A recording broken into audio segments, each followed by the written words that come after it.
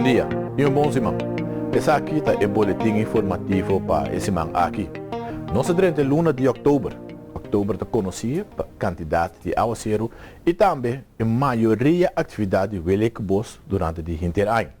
Durante o dia de hoje, em especial na área de Bandabou, uma quantidade de aguaceiro que vai acompanhar com atividade de bos. Para o qual se trata de quantidade de aguaceiro registrada durante a semana atrás de lomba na diferentes partes de Corsol. Por uma nota, por exemplo, a área de Cocori arranha ao redor de 100 mm de aguaceiro, Sun Valley 28 mm, e o qual nós ilustramos hoje, riba a imagem, quantidade de aguaceiro acompanhada com o bos, estava também a área de Soto. O motivo aqui Soto a registrar algo mais que 150 mm durante a semana atrás de lomba. Situação general, área de pressão alta ubicada no Oceano Atlântico está influenciando as condições de tempo durante o próximo dia aqui. Distúrbio ubicado na Islândia, na parte oriental do Mar Caribe, está move lentamente em direção oeste.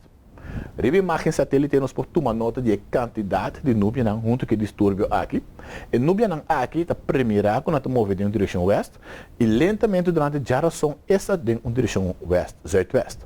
Por motivo aqui, a nuvem aqui lo por alcançar e isso no entanto Aruba, Bonaire e Corsol durante a geração para Jawebs. Para o qual quando trata sistema tropical, ola tropical ubicado no Oceano Atlântico. No momento aqui, a ola tropical tem 40% de chance para seguir desenvolver caminho de área aqui de ciclone tropical. No momento aqui, o modelo não nota muito positivo para o qual se trata de desenvolvimento do sistema aqui, mas nosso serviço meteorológico sigue desenvolvimento do sistema aqui, de cerca durante o próximo dia. Imagem satélite de aumento nos pode tomar nota de desenvolvimento de ola tropical.